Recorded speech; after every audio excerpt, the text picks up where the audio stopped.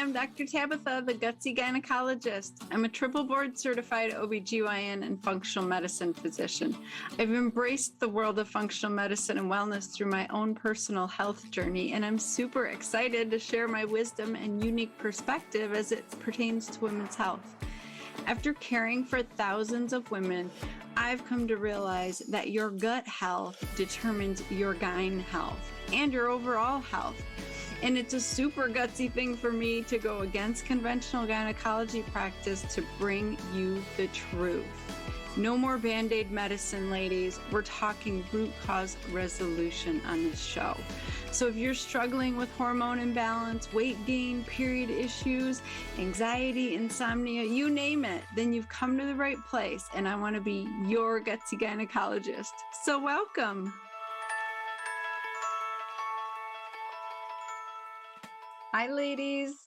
This episode is important for everybody, okay? So stay tuned, listen all the way through, and my apologies up front. We actually got disconnected during our interview a couple times, and so if things seem a little bit spliced together and imperfect, it's because it was a little bit of a hot mess technology-wise, and we did our best to bring you this really, really important information. So many of you are struggling with your weight.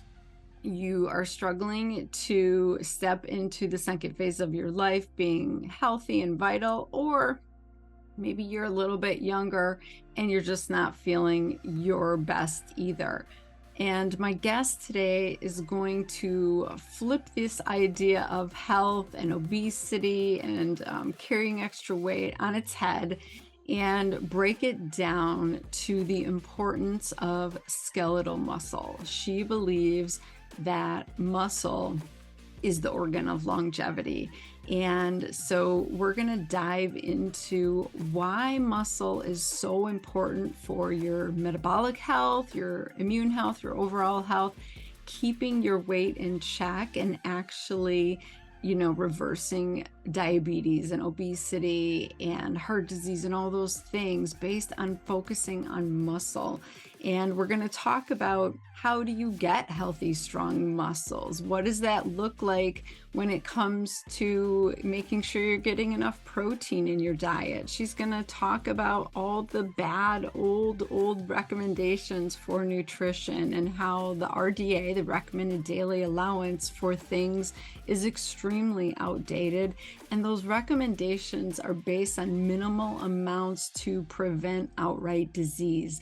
They're not actually amounts to keep you healthy and thriving. So you have to remember that. And most of the time, I've talked about this many times before with vitamins and minerals, you have to double the amount that the RDA is recommending so that you can have the body that you want to have to be able to do what you want to be able to do, like to live and move and function and be vital all through your life until your last day. And so we need to really start thinking about things in a different way and questioning the old recommendations that are still so pervasive out there. So she's going to unpack all of that and really explain what she calls muscle-centric medicine. Muscle is an endocrine organ, and it has so much to do with blood sugar regulation and energy production and hormone utilization and all the things that are important to us as women. And if you have seen my guest anywhere, or if you follow her, you know that she is super fit, she looks amazing, and she's extremely healthy. And so she is walking the talk, and I'm just really excited to have her on because her new book is coming out. I highly recommend you get this book. It's going to be incredible. So let me just sing her praises really quick. Dr. Gabrielle Lyon. She is a well-respected functional medicine practitioner and a fellow DO, Doctor of Osteopathic Medicine. She's founder of the Institute for Muscle-centric Medicine. She's a nationally recognized speaker, and media contributor specializing in brain and thyroid health, lean body mass support, and longevity. She's been featured on The Doctor. She's been published in Muscle and Fitness, Women's Health, Men's Health, Harper's Bazaar, and she's been on all the awesome podcasts, The Doctor's Pharmacy, School of Greatness, Feel Better, Live More, The Skinny Confidential Him and Her podcast, and Women of Impact, just to name a few. So as I mentioned, she received her doctorate in osteopathic medicine from the Arizona College of Osteopathic Medicine. She's board certified in family medicine, but she earned an undergraduate degree in human nutrition from the University of Illinois, where she studied vitamin and mineral metabolism, chronic disease prevention and management, and diet composition's physiological effects. She also completed research in nutritional science and geriatrics at Washington University in St. Louis. So she has studied the entire spectrum, essentially, of the adult physiology, and she is here to share with us really what she finds to be the key to longevity and the key to vitality and great health. And it really is to focus on good muscle health. So we're going to unpack all that. I'm really excited. You guys, this has been a game changer for me. I will just tell you, like, focusing on building my muscles, getting my protein in, being strong, that has helped me mentally and physically. So it has helped so much with my autoimmune condition and my chronic fatigue picture from, burning out my adrenals, knowing how to work out correctly, but also how to nourish my muscles and my body after working out. And again, mentally, it just helps so much with building your confidence and your resiliency, and realizing that you are capable of way more than you probably realize. Because when you work out, you have to push yourself. We talk about this a little bit, pushing to muscle fatigue. When you push yourself, you accomplish things you didn't know that you were capable of. And then your brain shifts and says, oh, maybe I am capable of more. And then the windows open and you see more possibilities for life in general. It's incredible how the brain works that way. So I love exercising for so many reasons, and that's one of them we also touch on. But this is an awesome conversation. You got to get her book. It's coming out October 17th, so very soon. You can do a pre-order, which she talks about, and you're going to get some bonuses, some really awesome information. So if you haven't been following her, the links are in the show notes. Grab her book. But let's dive into this episode with Dr. Gabrielle Lyon, and you're going to be so happy that you did. And then share it with all your girlfriends too. Well, welcome, Dr. Lyon, to the Gutsy Gynecologist Show. I love this. I was thinking about this before I got on, the idea of a gutsy gynecologist.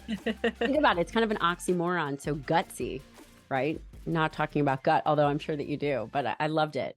Yeah, I actually figured out that the only way to truly heal gyne issues is through the gut, and then leaving conventional medicine and really spreading the truth about how we're failing women is kind of a gutsy thing to do. So It is, and it's so needed. Yes, exactly. Well, I so appreciate you coming on and sharing your message, and I'm really excited for your book coming out, Forever Strong. It's going to be amazing, and it's really needed at this time for women because they're getting a lot of mixed messages. I'm hearing this every day from my patients. I don't know who to trust, who to follow, what to believe. And, so let's unpack all of that, because even though we're all individuals, I think for women in general, going into the second half of our life, we do need to focus on muscle and strength and the core of it. And I'm really excited that you're a DO because, way back in year one of med school, as DOs, we were taught structure determines function, right? Like how our physical body is functioning determines how all of our organs and everything else are functioning. And you've really just highlighted this so beautifully. So let's unpack all of it. Thank you for Yeah. being here. Yeah, of course. I love that you're an osteopath. I didn't realize that. So that is so cool. Let me tell you a story that I think all your listeners can relate to. I trained in nutritional sciences for a total of 7 years professionally. And after I finished one of my residencies, so I did 2 years of psychiatry, 3 years of family medicine, and then I did a fellowship in geriatrics and nutritional sciences. While that seems as if they would be on two ends of a spectrum, they're actually not. And part of my work was in individuals over the age of 65, which, God willing, we should all strive to at least Right. hit 65, if not 85. But the other part of my training was in obesity medicine and nutritional sciences. And the deal was, in order for me to do research and a fellowship in nutrition, I had to see older individuals. And I say had to because end of life, older individuals, it's very challenging. And when I started this research, we were looking at brain images and obesity in midlife, 50s. And I saw this one woman, and let's just call her Betty. And she was a mom of three. She was in her mid 50s, and she had always struggled with the same 20 pounds, maybe 30 pounds, but really struggled with this yo yo of 20 pounds. And I imaged her brain, and Betsy was amazing. I fell in love with her, the biggest personality, and had always put herself last. It was all about her family, and it was taking care of them. And I imaged Betsy's brain, and her brain looked like the beginning of an Alzheimer's brain, as you can imagine. And that devastated me. Mm. I feel as if we had failed her. As a medical society, we had failed her. All we had told her to do was to move more and eat less. Proverbial food guide pyramid, make sure that she was eating whole grains, and that was pretty much it. You know, I dove into the research at the time, and I had this aha moment that from the nursing home to the hospital bed to this obesity medicine clinic and this research that we were doing, that the one thing everybody had in common, okay, the one thing everybody had in common wasn't that they were over fat. It wasn't an obesity issue. It was the fact that they were under muscled. Yeah. It was the muscle component that we could address. And what was so amazing about this is that it was exactly that. It was a tissue that has a lot of plasticity. It was something that we could do something about. And that's where this concept of muscle-centric medicine was born. So I created this idea of muscle-centric medicine in this Institute of Muscle-centric Medicine to address women. Primarily, it started with women in midlife who had really struggled. And then one has to ask, if we really have an obesity issue, if obesity was the issue, well, we've been trying to treat it for the last 50 years. And if we ask the right questions, we assume that the answer, we get results. Right. But if the question is wrong and the paradigm of thinking is wrong, then it's clearly the wrong question that we're asking. And so this idea of trying to treat obesity and midlife weight gain is the wrong question. What we really need to focus on is skeletal muscle as this organ of longevity, which can be leveraged decades earlier. And that's really what I want your listeners to get out of this, is this idea that they can do something about their health, their body composition. And I'm going to give them very practical tips so that they can execute on that. Oh my gosh, I love that. And I know you're speaking to my listeners, the 20-pound back and forth. You know, I can drop 5 and then I plateau and then I gain it back. And they just can't move the needle. And it all has to do with the fact that they are not building muscle. They do not have this metabolic organ. So let's talk about how the muscle, it looks good, right? It is about vanity in some regards, but it is so much more than that. And I love how you talk about it being an endocrine organ. So I would love for you to explain that to my listeners. Well, the first thing I need to do is I need to tell women you are not going to get bulky. All Oh, you listeners amen. out there, the first thing that I have to tell you is building muscle takes a tremendous amount of work. You are not going to get bulky. In fact, as you build muscle, you will change your body composition. You will lose body fat. You will improve the tone of your body without getting bulky. So we Yeah. just have to call a spade and lay that out. The other thing I have to do is I have to work really hard by the end of this podcast to sell you on the importance of skeletal muscle. So let's talk about what it does. Number one, skeletal muscle is your metabolic sink. What does that mean? That means that the food that you eat, the primary site for disposal is skeletal muscle. So individuals, when you were younger, you probably could eat whatever you want in high school, maybe even in your 20s, and up until hormones really started to change, maybe around your 40s is when you really notice something happening. And we have to really highlight this idea that skeletal muscle, when you eat carbohydrates, 80% of skeletal muscle, it gets disposed of, glucose gets disposed of in skeletal muscle. It gets stored as something called glycogen. That is important to understand because if you were to think of skeletal muscle like a suitcase that you are packing, let's say you're going on a trip that's 2 days, but you're packing 30 days worth of clothes, right? Women, we like to do that. Skeletal muscle, if you're not exercising, it only has so much room. And when you're eating carbohydrates, once your skeletal muscle stores are full, it has nowhere to go. So it's going to spill back into the bloodstream. You're going to see an increase in glucose. You're going to see increase in fatty acids. So skeletal muscle is the primary site for glucose disposal, utilization, as well as fatty acid oxidation. And part of the reason is because skeletal muscle is full of mitochondria.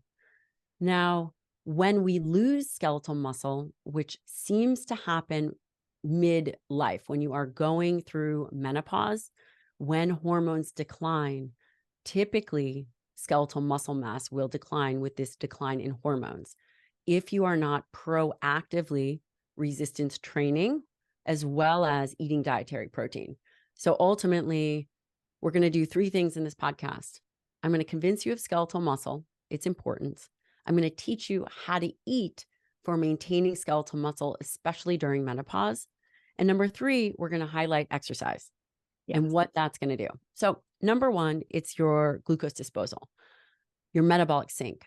Insulin resistance, I'm sure you've spoken about insulin resistance, and insulin is a hormone that is released from the pancreas, and its primary role is to move glucose out of the bloodstream into tissues. The main insulin-sensitive tissues are the liver, skeletal muscle, and the brain is also an insulin-sensitive tissue. When you think about insulin resistance, why does this matter? Glucose is toxic at a high level. Yes. The definition of this is called diabetes. We see it with gestational diabetes. We see this as a risk factor for later life diabetes. Glucose is toxic at high levels. Insulin resistance is a precursor to that. This idea of becoming insulin resistant. Now, insulin resistance can begin decades earlier, before you put on body weight, before you see metabolic alterations in your blood. Insulin resistance can easily begin when you're 18 if you are not exercising. If you are, and there's early work that came out of Yale, Kit Peterson's lab, that showed 18-year-old healthy, sedentary college students became insulin resistant just because they were sedentary. The other really amazing part about skeletal muscle is that it functions as an endocrine organ. And when you contract skeletal muscle, it releases myokines. Myokines are molecules that function and create an inner organ crosstalk. And I'll just give you an example of what these myokines are. There is interleukin 6, which is the most famous. We've all heard of cytokines, interleukin 6, but when the interleukin 6 is released as a myokine from skeletal muscle, it creates an anti-inflammatory effect in the body. And one risk factor for aging is this low-grade, low level of inflammation. And when you exercise, essentially over time, exercise is anti-inflammatory and helps combat low levels of inflammation associated with aging and potentially weight gain. Now, the other really important aspect is people are very concerned about memory and aging. Contracting skeletal muscle releases something called capsaicin B. Capsaicin B, the mouthful, and irisin, both of which stimulate the release of brain-derived neurotrophic factor, BDNF, in the brain. Again, skeletal muscle exercise is not about looking good in a bikini. That is a very small benefit. That is one benefit, but really the primary benefit of skeletal muscle, there's just a multitude of other high impact, high need things that happen. Absolutely. Yeah. Also, it releases interleukin 15, and these myokines, specifically interleukin 6, play a role in the way in which the liver utilizes substrates. So it becomes very important for the utilization of the food that we eat. The other aspect, the other two really important aspects of skeletal muscle, and there's many, right? It houses mitochondria, which is associated with energy. And actually, quite frankly, the energy that we feel. The more healthy mitochondria we have, the more energetic we're going to feel. It is also the body's armor. Skeletal muscle plays a role if you get sick.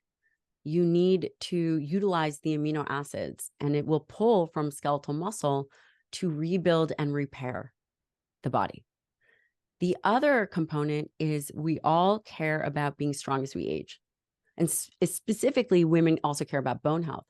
Skeletal muscle is the lever to push on bone health, strength, and mobility. So those are just a handful of reasons why skeletal muscle is so critical. And again, we often see skeletal muscle decline around menopause when we lose hormones, estrogen, progesterone, and testosterone. Right. And we think that we're getting fatter, but it's just that our body composition is changing so drastically. We're losing the tone and the bulk of our muscle. And I'm glad that you hit on this idea of when we are sick, we use those stores from our muscle and we lose muscle mass. I mean, you just lay in bed for a week, you'll feel it. I had COVID. I could feel I lost so much muscle and so much strength. And I think that's really important for women going into menopause. And unfortunately, a lot of us, we've been doing desk jobs. We've been very sedentary. And so this is even a new idea. Or maybe we were active and worked out in our 20s and 30s, but we've kind of, pulled away from it, raising our kids and doing our careers. So how do we even get back into it now, knowing how important and vital it is, not just to manage our weight, but so that we don't end up with these disease processes going into the second half of our life? Yeah, I want people to really understand that obesity is obesity, diabetes, cardiovascular disease, Alzheimer's diseases. We think about them as something out there. But in my opinion, and there's just so much research that would indicate that these are diseases of skeletal muscle first, even PCOS. PCOS, Yeah. yes, there is obesity related to PCOS, and there's also lean PCOS, polycystic ovarian syndrome. There's a clear relationship to the health of skeletal muscle and the function of skeletal muscle. In essence, I would go as far to say that PCOS is in part a skeletal muscle disease. I was thinking that when we first started talking, I was like, oh, this is totally a PCOS issue. It makes complete sense. These people are usually sedentary. They're not physically active, and it's driving this insulin resistance. Yeah.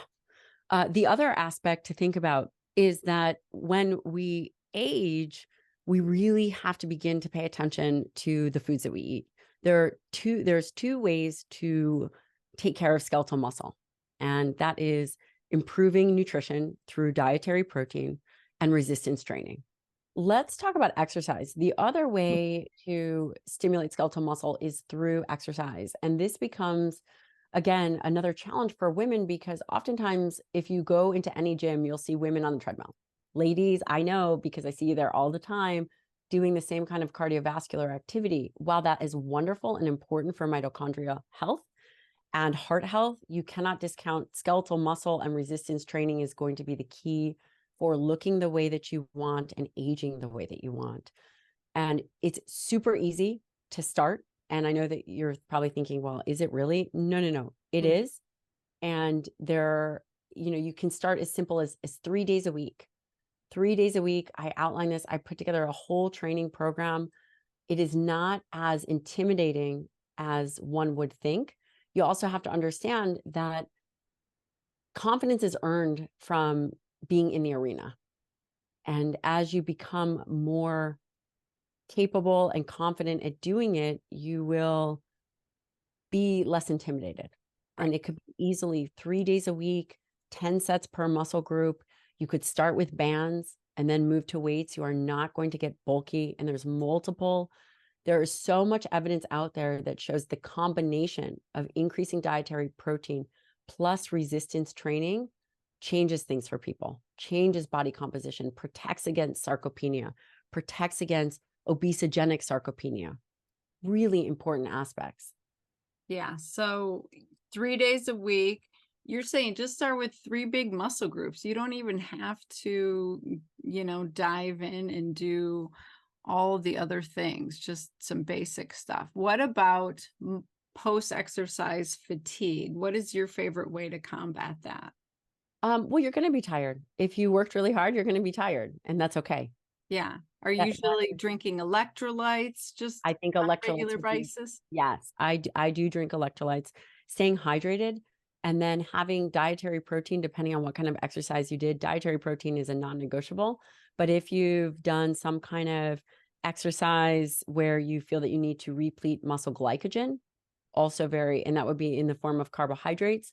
I would say it's very important as to how you dose carbohydrates. I don't recommend higher than 40 grams of protein at one time or carbohydrates at one time, unless you are really doing some kind of intensive exercise. But you are going to be a little bit tired. You should feel good. Again, if you're hitting it 3 days a week, that's great. The other thing is adding in some kind of high intensity interval. Women are busy. We don't have a ton of time. How do we make up for time? We add in intensity. Okay. And that could easily be, you could get as much work done. If you can really push yourself, you could do it in 4 minutes, but that's really hard. And it's hard to do by yourself. But you could also do a high intensity interval at 80% VO2 max. So really push it, but you're not, at the maximum output, and it's doable. And you could do 1 minute intervals or less, and it could take you a total of 20 minutes. Maybe you'll do 10 intervals. How many days a week are you doing that? Once. Just do it once. Nice. Okay. And that's all we need. That's incredible. And again, it doesn't get easier. You had mentioned something earlier that when you had COVID and you were on bed rest, you felt like you lost weight. The studies indicate that you could lose 2 pounds of skeletal muscle in a week. Wow. But when you're young, you can gain it back. If you have dietary protein and you are resistance training, you can get it back. Yeah, that's so fabulous. You have to put on the muscle so you can protect yourself when that time comes. And so when we talk about lifting weights and trying to put on muscle, are you an advocate of lift heavy, or are you just an advocate of lift? Like, I would love to. The evidence supports that if we're really looking for muscle growth, that you don't have to lift heavy. There's this strength continuum. It's a great paper out by Schoenfeld that talks about this re-examination of the hypertrophy rep range. It really is pushing the muscle for adaptation. Okay. Going towards fatigue and pushing that muscle. It doesn't have to be heavy. It just has to be worthwhile. Oh, I love hearing that, because honestly, women struggle with lifting heavy. Their pelvic floor does not like all that Valsalva-ing, all that pressure downward. I get a lot of women who have bladder leakage and organ prolapse, and so they're really shying away from the heavy lifting. I love the idea of just doing it to muscle fatigue and really breaking that muscle, and that's all you need. You don't have to be crazy heavy. Let's talk about how women should be eating. One of the most controversial macronutrients is dietary protein. And I think we can all agree, from plant-based to animal-based to the environment, there is no lack of extreme confusion, right? Right. And we have to recognize that, because it really does a disservice to the individual who's really trying to figure out, who really wants to do the right thing for themselves. Now, I'm here to tell you, which is super exciting, is that there is no lack of evidence that dietary protein above and beyond the RDA is extremely beneficial for body composition. And I actually worked on some really early studies when I was in my undergraduate regarding this. And, there's a great paper, there's a randomized controlled paper. Again, there's multiple papers, but there's one that came out in 2013, and it looked at the RDA for protein, which is 0.37 grams per pound. So, for example, if a woman weighs 115 pounds, her protein recommendation would be 45 grams. And for the listener, they're thinking, well, that sounds okay. Well, actually, the way in which protein recommendations have been laid out, they're the minimum to prevent a deficiency. Exactly. The RDA is the recommended dietary allowance for the minimum to prevent deficiencies. That number is based on nitrogen balance studies that was put into effect in 1968. And it has not changed since that time. Right. So it has nothing to do with us being vital or healthy, functioning women. No. And quite frankly, the decades of data support that at least double the RDA shows an improvement in body composition, meaning weight loss, and the maintenance of lean body mass. Yes. And that would be, again, double the RDA. So closer to 0.7 grams per pound. Okay. So that is totally doable. So what does that look like? We could calculate it out. If, let's see, where's my calculator for an individual? Well, anyway, you know what I'm saying. So this is double the RDA. So for example, if a woman was 115 pounds times 0.7, she would be eating 80 grams of dietary protein. That would be a more ideal number. And just to put this into context, when an individual gets sick, the RDA for vitamin C is 60 milligrams. Right? Oh my God. But when someone gets sick, people will double, triple, quadruple that, or even take way more than that, 100-fold more than that. They might take even 6 grams, right? But people don't often think of dietary protein as something that is necessary when you are getting sick, or perhaps your hormones are changing, or you're struggling with weight. Dietary protein is the macronutrient that is going to be most beneficial for you. And women often don't even have it for breakfast when they're breaking their fast. And so they're setting themselves up for failure for the rest of the day. I found that to be true for myself. Like if I started the day with carbohydrates, I was hungry an hour later. I was tired. I had brain fog. It wasn't until I really started breaking my fast with good quality protein that I actually wasn't hungry and was able to make it through the morning time. So let's talk about, I've heard you talk about this on other podcasts, how important those first and last meals of the day really are. Yeah, I love that you are saying that. One of the really important aspects of it is that the first meal, all the studies in dietary protein are focused on that first meal. And that's what we know from the evidence. And why is that first meal so important? That first meal is you are coming out of an overnight fast, and skeletal muscle is primed for nutrients. Yeah. Skeletal muscle is primed for nutrients. You are ready to go. What do we think about that? We think that, again, I told the listener that there's 2 ways to stimulate muscle, and that is through resistance training, but also dietary protein. And I have to say, we talk about dietary protein as if it's one thing, but dietary protein is 20 different amino acids, all of which have unique biological roles. Again, it is not just one thing, although we talk about it as this macronutrient, it has multiple roles. And when you eat high quality protein has a robust amount of one of the amino acids called leucine. And leucine is the key amino acid to stimulate muscle. When you have a minimum should be around 30 grams of dietary protein, This could easily be a protein shake. It could be a handful of eggs. It could be a lean beef patty. It could be Greek yogurt. You hit this robust amount of protein and you stimulate muscle. Not only does it stimulate muscle, but you are much less likely to overeat later on. The research shows that by prioritizing protein, you essentially augment your willpower. Yeah, And absolutely. fMRI studies show that you are much less likely, the brain studies show you're much less likely to reach for that donut or something else.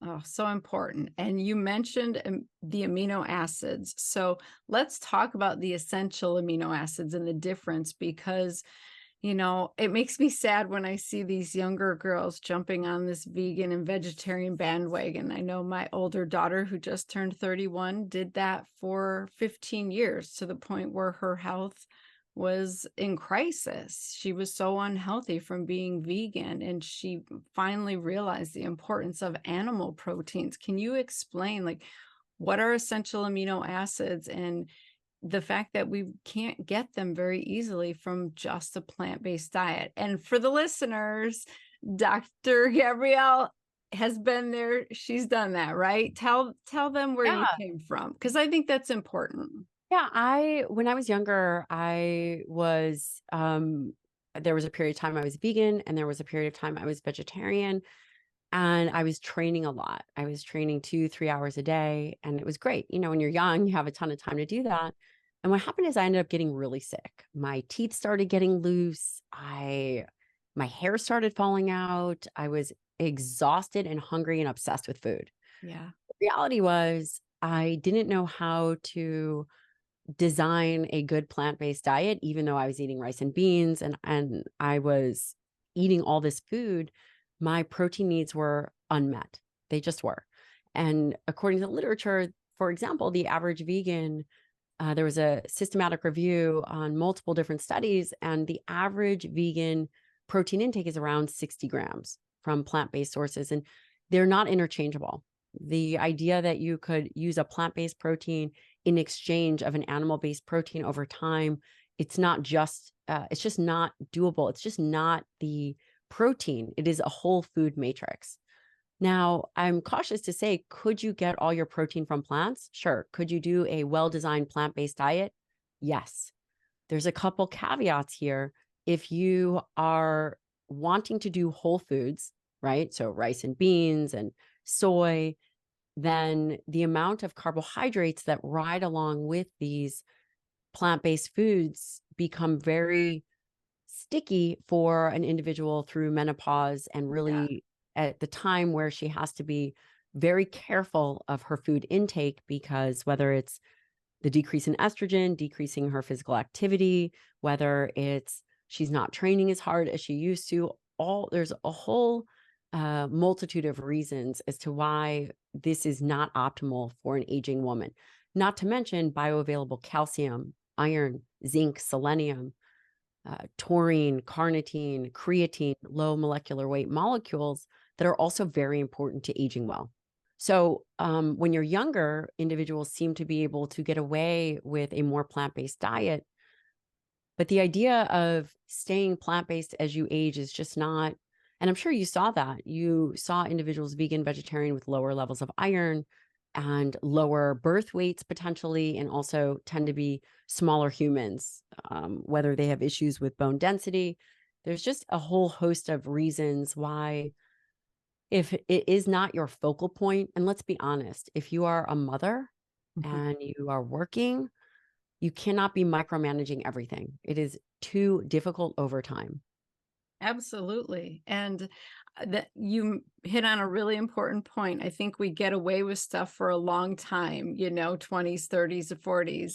And then when those hormones start to shift, it all comes to a head, and we realize we cannot do the way we used to do it. We don't get the same results. And eating a higher plant-based carbohydrate type diet is one of those things. We just can't get away with it anymore. And so I love this idea of focusing on the protein, and we need to eat clean protein, and where we're getting the protein from matters, and how much of it. And I don't think women are hitting those numbers at all. You know, I see women all day in my clinic and they're nowhere near that. Yeah. I mean, it's interesting because the data would suggest that the average woman is getting probably around, I don't know, 68 grams of protein, maybe 70, and the average male is getting maybe 90. We are meeting the RDA, but the question is the RDA enough? And that answer is no. And the aging data would support that at least double the RDA. I mean, you could target double the RDA is a much more reasonable amount of dietary protein. If an individual is meeting their minimum requirement or even double the RDA, the question then becomes, what is their body composition? Right. Dietary protein supports not just muscle, but when you eat for muscle, you get all those other amino acids. Let's talk about some of the other amino acids that are important. There's threonine for gut health, which is important for mucin production. There's tryptophan for serotonin production. There's phenylalanine for dopamine production. All of these individual amino acids have dual roles, and we have to begin to think about the importance of how do we incorporate high quality proteins into our diet for these other roles. And that is what is critical, because the end result, the goal is, how do we optimize body composition so we avoid Alzheimer's, so we avoid, to the best of our ability, cancers. I mean, obviously, cancer is a very complex topic. How do we avoid obesity? How do we avoid type 2 diabetes? It is very difficult to overeat dietary protein. It is not readily stored as body fat. The body utilizes these amino acids. There is no need for carbohydrates, but there is a need for protein. So the body can generate all the carbohydrate it needs. The body has a very small essential fatty acid need, but the body cannot survive without dietary protein. These, Absolutely. yeah, these It, amino acid levels are maintained quite tightly. right. And you hit on such an important point of, we use these amino acids to make important neurotransmitters. They affect our mood and how we feel and how we are able to think and process. And nobody's talking about that in conventional medicine. And I think we're really missing a big piece of the puzzle for women going into midlife. You need these amino acids. So can you also speak to, I hear this way too often.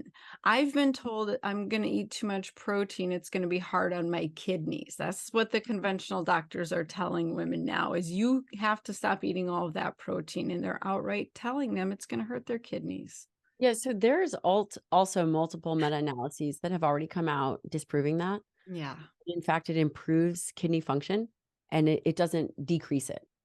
Also, by the way, just a side note, certain physicians tell people to reduce dietary cholesterol, which also was taken out of the guidelines in 2015. Exactly. We have to stop this craziness. All these old recommendations are harming us. So thank you for really shining light on all of this. It's so important. So if we want to break our fast, we want to focus on protein The dosing is important. and dose. Talk about that a little Cannot bit you more. and I talk about this all in the book. You cannot do, say, 10 grams or 15 grams of protein and still assume you're getting this muscle benefit, especially as you are aging. Muscle, which I didn't mention before, is a nutrient sensing organ. It is a nutrient sensing organ, and it senses the quality of protein in the diet. We have to understand it senses the quality of protein in the diet. What does that mean? That means it's kind of like pregnant. Either you are pregnant or you're not pregnant. And when you hit a leucine threshold, which is a minimum of 30 grams, really the optimal range of dietary protein per meal is between 30 and 50 grams of dietary protein. And again, I talk about what this looks like in my book, but it's 4 ounces of a chicken or beef or something like that, again, or Greek yogurt. But you have to hit this threshold. And if you design a diet where you are focusing on the grams of protein at that first and last meal of the day, it is going to change body composition, because the mechanism of stimulating muscle is energetically expensive. Yes. It takes energy to leverage this muscle protein synthesis. Absolutely. So in your book, are you talking about like what foods you should be eating based on All your of it. workout and all of that? All of it. It is a very easy to understand and straightforward plan that will change the trajectory of all your listeners. There's never been a book written like this. It will change the way in which they think about aging, what they need to do around menopause, why things are happening. And it also is unique in the way that it has a mindset component to it. So I've been seeing patients since 2006. And as you know, over time, you learn a lot about the human psyche and Oh, yeah. why you do certain things. And it addresses things like, do you feel worthy enough to have the body that you want? Do you feel worthy enough for the health that you want? There's a whole host of Mm. things, but that's a portion of the book. And also it talks about where your baseline blood level should be. It has a great assessment guide. And most importantly, how you design a diet that is not a diet, but a lifestyle. Yeah. Because muscle is so fascinating in the way that the things that you have to do to get it make you more resilient as a person. And it's available for everybody. Oh my gosh, I love that so much. I really love that you're talking about these aspects because what I see with women is when they start incorporating exercise or working out or, setting a goal of trying to run a marathon or whatever they're doing, that mindset piece and overcoming and knowing that you have to hit this challenge and you have to push yourself and go beyond what you think you're capable of. Like that growth not only grows your muscles, but it grows your mind and your spirit so exponentially. And that's priceless. I've never had a patient say to me, I regret being stronger. Right, exactly. I regret being stronger. I regret being more capable. It's never happened. No, it's only good, amazing things. I love that so much. So your Yeah. book is dropping very soon. I'm super October excited. 17th, October 17th. It's But called you can get it Forever. on pre-order right now, right? If they get it on pre-order, they will learn all about the exercises that I do. I have a full training library. There's multiple ebooks. There's a community. There's all kinds of things that we're offering for a pre-order to make it accessible and for people to start taking action right now. Incredible. I love that so much. So we need to at least do weight training 3 days a week, incorporate that cardio once a week. We got to get the protein in, especially when we're breaking our fast. Is there anything else we're missing for our muscles? I mean, there's a handful of supplements, but if you start with doing the fundamentals, that's the right place. The first line of defense would be 1 gram per pound ideal body weight. I know it's a little on the higher end, but I think it's a great target to shoot for. 1 gram per pound ideal body weight. So if you want to be 120 pounds, eating 120 grams of protein is great. And then how you distribute it is key. Targeting the first and last meal. Again, there's multiple other strategies, but that really keeps it simple. And then understanding that there's a synergistic effect between resistance training and the increase in dietary protein. You will see changes in body composition, assuming that calories are controlled and accounted for. Okay. And I've heard you mention on other podcasts that you don't have to get this protein in right after you work out or before you work out, right? That part doesn't really matter Oh, because I personally love being in a fasted state when I exercise. same. I find that I do works too. so much better. Same. I do too. Okay. I think that, again, you know what works well for you, but what is very clear from the science is that the combination, the synergistic effect of dietary protein, whenever you eat it, the most important is that 24-hour period. Again, the most important is the 24-hour period, and then thinking about how you're going to design a distribution. You do not need to have protein around training. Where the benefit would be is if potentially you are older than 65, then there's an increase in blood flow to muscle. And this would be a great time to have dietary protein. Oh, that makes total sense. Okay. I love that. Thank you. You're welcome. Thanks so much for having me. Oh my gosh. Is there anything else we need to cover? No. This is so good. Oh, actually, yes. So one of the other things is from a medical standpoint, I think that we've really covered the dietary protein aspect. and the training. I do also have a podcast called the Dr. Gabrielle Lyon Show, where I bring on subject matter experts in their domain, whether it's science, whether it's life, and we talk all about this stuff. Body composition is a big hot topic. I have a newsletter called, well, it's not called anything. It's just my newsletter, and it's all free information. And we also have a 30 G's newsletter of how to get 30 grams of protein. Oh, that's perfect. That is Yeah. so helpful. I think that, whatever women can do to get more protein in. And do you have a certain powder that you like or supplement, or are you trying to get all of this from food? No, I think it's very difficult. Having a great whey protein powder, First Form makes a great natural whey. If you are not eating a ton of red meat, having 3 to 5 grams of creatine a day is also great. You can get any kind of monohydrate. If you can't tolerate whey, a rice pea blend is also great. Absolutely. Great. Thank you. Thanks so much. Thank you so much for having me. This was fabulous.